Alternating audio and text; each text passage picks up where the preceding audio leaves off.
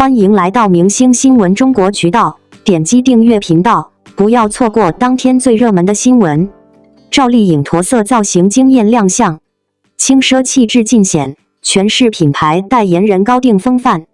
赵丽颖的鄂尔多斯1980宣传片引发争议，品牌审美与明星调性严重割裂，让人不禁质疑，高端品牌追逐流量时，是否已丢失了最初的高级感与消费者信任？哎呦，我说真的，你们看到赵丽颖那个鄂尔多斯1980的宣传片了吗？我真的是服了，这品牌方到底是怎么想的？是真觉得普通人眼神不好，还是以为我们活在10年前啊？这事儿我真是越想越不对劲，就像刚吃完一碗面，发现里面混了根头发，烟也不是，吐也不是，就堵得慌。这也不是他第一次代言高端品牌了，之前什么迪奥、浪琴，一个接一个。可这次，我不是说他人不行，赵丽颖本人肯定是敬业的。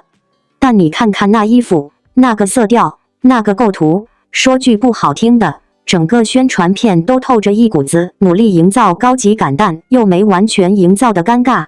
我当时就直接把手机扔沙发上了，不是生气，是觉得有点好笑，又有点替他觉得冤。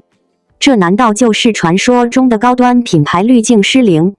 你说品牌找明星代言，图的是什么？不就是明星身上那份号召力和高级感加持吗？但这次呢，我看着感觉就是把一个挺好的人，硬生生塞进了一个不那么合身的壳子里。鄂尔多斯1980这个品牌是有点历史的，我记得2018年他们还搞过一个蛮有意思的羊绒艺术展。当时宣传的口径就是传承经典，致敬匠心，走的就是一个低调奢华路线。那时候，品牌在传统赛道上还算稳，口碑也不错，很多人都觉得是国产羊绒的牌面。可现在这个宣传片一出来，我脑子里就冒出一堆问号，这真的能提升品牌形象吗？这几天刷微博，大家伙的评论也是五花八门，有说看不懂时尚的，有说品牌方审美堪忧的，甚至还有人直接晒出了以前明星给鄂尔多斯拍的片子做对比，差距确实有点大，这不对比还好，一对比就更显眼了。比如当年刘雯给鄂尔多斯拍的那些，那才是真叫把衣服穿活了，那种随性又高级的感觉，让人看了就有购买欲。那会儿品牌方的策略是请国际超模来拍大片，突出产品的材质和质感，给人一种衣物本身的魅力的感觉。后来品牌想扩圈，开始找演员。我记得2020年他们还找了张震和杜鹃拍过一个宣传片，那片子就很有电影感，把羊绒的柔软和穿着者的松弛状态结合得很好。可现在这个赵丽颖的片子，我真是不忍心说，那种用力过猛的滤镜，还有背景里那些莫名其妙的布景，真的让人觉得是回到了某个年代的影楼风。不是说他演技不好，他演技肯定没话说，可是在这种宣传片里，你要的不是演技，是那种浑然天成的时尚感和与品牌调性的契合度。我妈都跟着我看了，她老人家就一句话，这衣服她穿着不好看，显得老气。双引号，你看，连我妈这种对时尚没啥概念的人都觉得不对劲，那问题就大了。现在这个市场环境，明星带货能力确实重要，但品牌方也不能只看流量不看匹配度吧。尤其这种定位高端的品牌，它卖的不仅仅是产品，更是一种生活方式，一种审美理念。如果你找的代言人或者拍出来的片子，让消费者觉得这不对味儿，那岂不是适得其反？有时候品牌为了追流量，反而忘了自己的根本，忘了自己最初想表达的东西。就像你明明想卖一瓶好酒，结果非要找个卖汽水的来吆喝，还非让人家穿得跟个摇滚明星似的，这能不违和吗？我觉得这事儿吧，还是得品牌方好好反思一下，别只盯着数据报表上的曝光量了，也看看消费者真实的感受度和认同度吧。毕竟，明星代言不是万金油，也不是随便抓来一个人就能擦出火花的。这年头，消费者可不是以前那种好糊弄的了，咱们心里都有一杆秤呢。赵丽颖再次以她那份从容优雅的姿态登上热搜，这次是一身鄂尔多斯1980驼色套装的亮相，轻奢大气，温柔又不失力量。镜头下的她不需要过多修饰，只一个眼神，一个微笑，就能展现出属于成熟女性的独特韵味。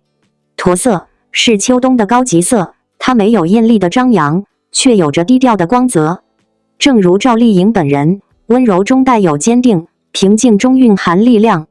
她穿着这身造型，仿佛将品牌的质感与她自身的气质完美融合，诠释出一种人意合一的境界。当赵丽颖出现时，网友们纷纷惊叹，这气质真的太高级了。有人说她像一杯温热的拿铁，看似柔和，却有着让人回味无穷的香气。也有人说她像秋风里的阳光，温暖却不炙热，让人忍不住想靠近。其实，赵丽颖的美从来不是突兀的那种，她的美更像是岁月沉淀后的淡然与自信。经历过风雨，走过低谷，她懂得什么才是真正的从容。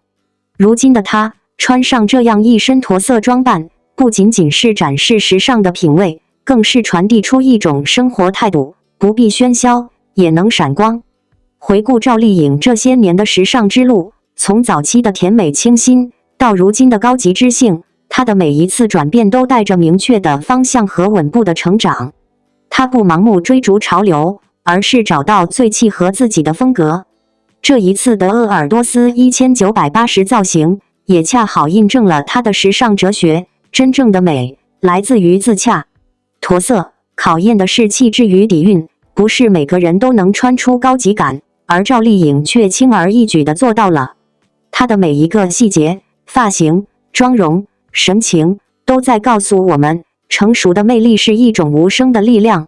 不少网友在看到她的造型后留言，赵丽颖的气质太干净了，看一眼就让人心静。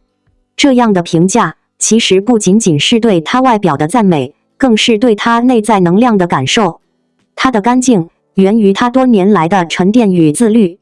她没有因为名气而失去方向，也没有因为流量而迷失自己。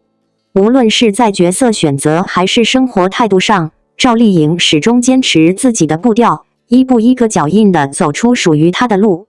也正因如此，她如今的每一次亮相，才都如此令人信服。鄂尔多斯1980这个品牌本就以低调的奢华著称，而赵丽颖作为代言人，可谓是与之完美契合。她并不需要用浮夸的造型来吸引眼球，她身上那份自然流露的高级感，已经足够撑起品牌的格调。看似简单的驼色系穿搭，在她身上却被演绎出了层次感与故事感。这不仅仅是一套服装，更像是一种情绪的延伸，成熟、坚定、温柔、自在。它让人看到，真正的高定，不只是昂贵的面料与剪裁，而是那种无需言语的气场。而从更深层来看，这样的赵丽颖也折射出现代女性的成长与蜕变。她的身上有一种特别的力量，让人看到女性独立、自信与温柔并存的可能。她可以是演员，是母亲，是工作者，也可以是时尚代表。她告诉我们，女性不必用标签定义自己，不必用他人的眼光去衡量美与价值。只要活得真诚，热爱生活，就能闪闪发光。赵丽颖通过自己的经历，让我们明白，优雅并不是与生俱来的，而是一步步修炼出的从容与智慧。许多人喜欢赵丽颖，不仅是因为她的作品和颜值，更是因为她的真实。在娱乐圈这个光怪陆离的环境里，她依然保持着清醒与坚定。她懂得如何去适应时代变化，又不被潮流裹挟。她的每一次出现，仿佛都在传递一种积极的信号，不论你身处何种境地，只要坚持努力，总能迎来属于自己的光。就像这次的亮相，她不需要喧嚣的舞台，也能让人一眼记住。那是一种不张扬的美，一种岁月赠予的光。最后想对每一位看到这次赵丽颖造型的观众说，在追求美的同时，也别忘了感受生活的温度。美不止于外表，更是一种内心的安定与力量。赵丽颖之所以能让人着迷，不仅因为她的穿搭，更因为她活出了属于自己的节奏与风度。她让我们看到，真正的高级不是追逐流行，而是拥有自我。而我们每个人也都可以是自己生活的代言人。无论岁月如何变迁，愿你我都能像赵丽颖一样，在生活的每个阶段都活得明亮、自在、优雅如初。全网沦陷，王一博美颜轰炸来袭，不许舔嘴唇，理智全线崩塌。王一博的唇膏广告因频繁舔嘴唇引发争议，被批低俗廉价。作者对比早年明星广告的美感与幽默感，质疑当下流量为王的营销方式，担忧对青少年三观的影响，呼吁回归有底线的创意，别让审美被数据绑架。这几天手机随便一画，又是他，又是他，真的是服了。王一博那个什么唇膏广告，铺天盖地往我眼前怼，看得我真是怎么说呢，五味杂陈。本来以为只是偶尔刷到，结果根本不是，连这几天都是这玩意儿，好像全网都在强制喂饭一样。我就是随手一刷，结果差点把手机给扔出去，不是夸张，是真有点火大。那广告里，他非要舔嘴唇，舔的那叫一个频繁，搞得我隔着屏幕都替他干燥，嘴唇都快磨出火星子了，一个劲儿的舔，这真的是在宣传唇膏吗？还是在挑战我的生理极限，看我能忍多久不拿起一瓶水来喝？不是说不能拍广告，明星赚钱天经地义，但你这拍法真的有点太过了。难道现在广告的创意就只剩下这种挑逗又有点廉价的模式了吗？我记得之前有些明星拍广告，虽然也是为了卖产品，但至少还有点美感和幽默感。周星驰那个无厘头的饮品广告，虽然夸张但好笑，让人记住了产品，也记住了他。再早一点，像刘德华给某个汽水拍的那种积极向上的劲儿，也挺有感染力的。现在呢，感觉很多广告为了博眼球，都走这种擦边球的路子。也不知道是不是我老了，跟不上时代了，反正我是看不懂这种高级在哪儿了。有人说这是为了展现性张力，但我觉得这和性张力不是一码事。真正的性感是自然的流露，是举手投足间的魅力，不是刻意做作出来的。你见过谁涂唇膏要舔成那样的，涂完了还不停舔，这不是显得嘴唇更干嘛？感觉就是为了刺激一下粉丝情绪，然后顺便把产品给卖出去。这种操作怎么说呢，有点吃香难看，也拉低了整个行业的审美水平。尤其现在流量明星动辄千万级的代言费，这钱挣的就拍出个这玩意儿来交差。反正我是觉得这种广告就是在消耗大众的耐心，消耗明星自己的口碑。当年的四大天王，他们拍的广告也是各种花样，但有几个是这么油腻的？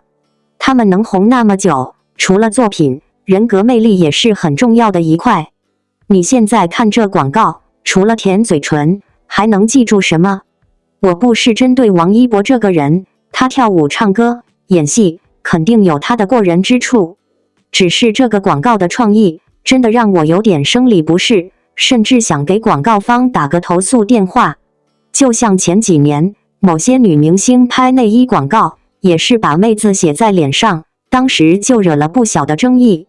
结果现在男明星也开始走这个路子了，真是活久见。而且这种广告，说实话，对青少年三观的影响也是个问题。明星作为公众人物，一举一动都有人关注模仿，这种低俗的审美导向，真的好吗？不是说一定要拍的正能量满满，但至少别往下三路去靠吧。本来最近烦心事就多，看到这种广告更是添堵，感觉自己真是操碎了心。就不能好好拍个广告，让人看了舒心点，不至于反胃吗？不知道你们刷到这个广告的时候，有没有跟我一样的感觉？反正我是挺无语的。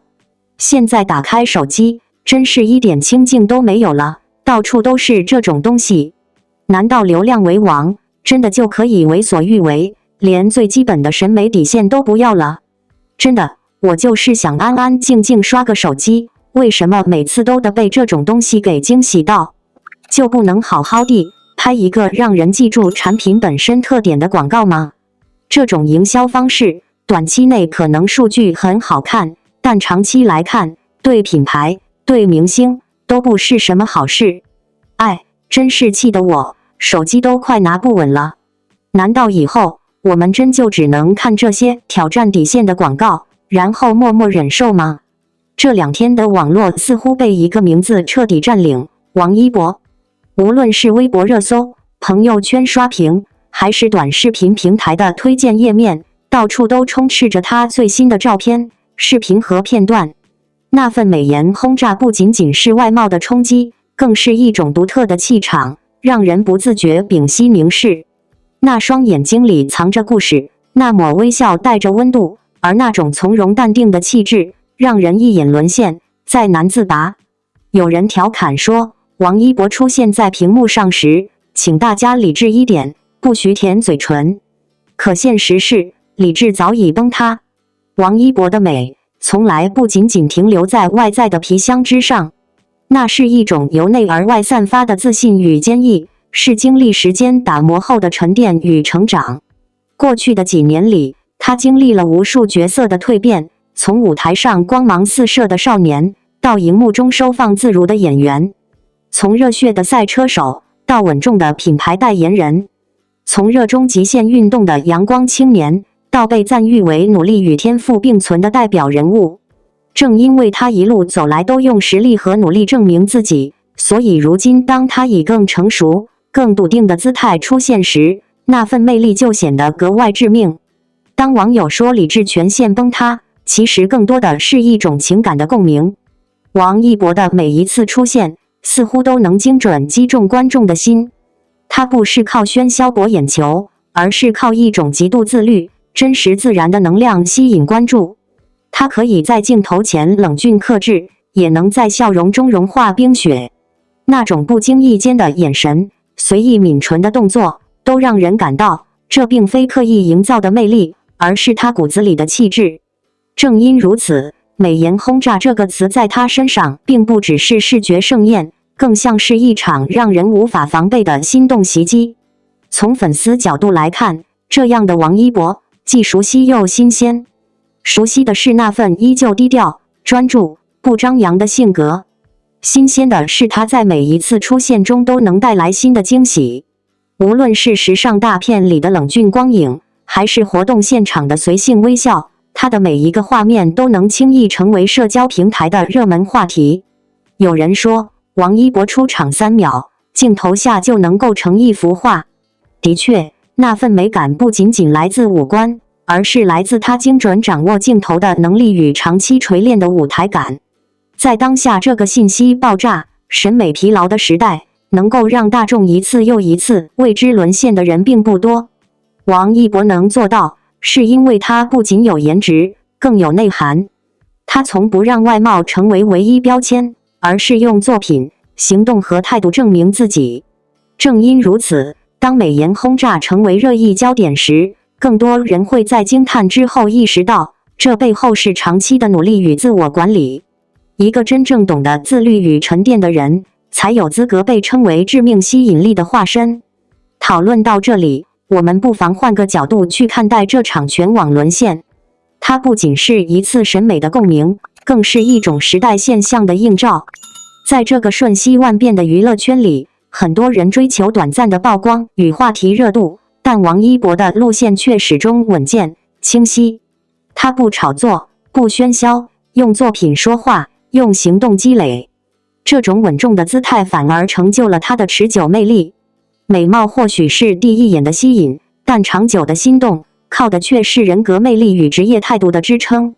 结论来看，王一博之所以能让全网沦陷，不是偶然，而是必然。这份必然，源自他长期以来的自律、努力与清醒。无论是面对镜头还是舞台，他都以最好的状态迎接每一次挑战。无论是热度高峰还是舆论波动，他都以沉默和行动回应一切。他的美不只在外，更在心。那是一种从不被定义的独立与坚定，是一个青年艺术家在成长路上留下的闪光足迹。对观众来说，或许我们无法完全抵御这种美颜轰炸的冲击，但我们可以学会从中汲取能量。每一次心动，都不只是对颜值的惊叹，更是对美好、努力与坚定的向往。王一博教会我们的是如何在繁华中保持冷静，在光芒中保持真实。他用行动告诉大家，真正的魅力是时间打磨的结果，是坚持不懈的积累。所以，当你再次在屏幕前看到那个笑容，那双深邃的眼睛时，请允许自己被撩一下，但也别忘了，在那份让人心动的外表背后，是一个始终用努力塑造自己的灵魂。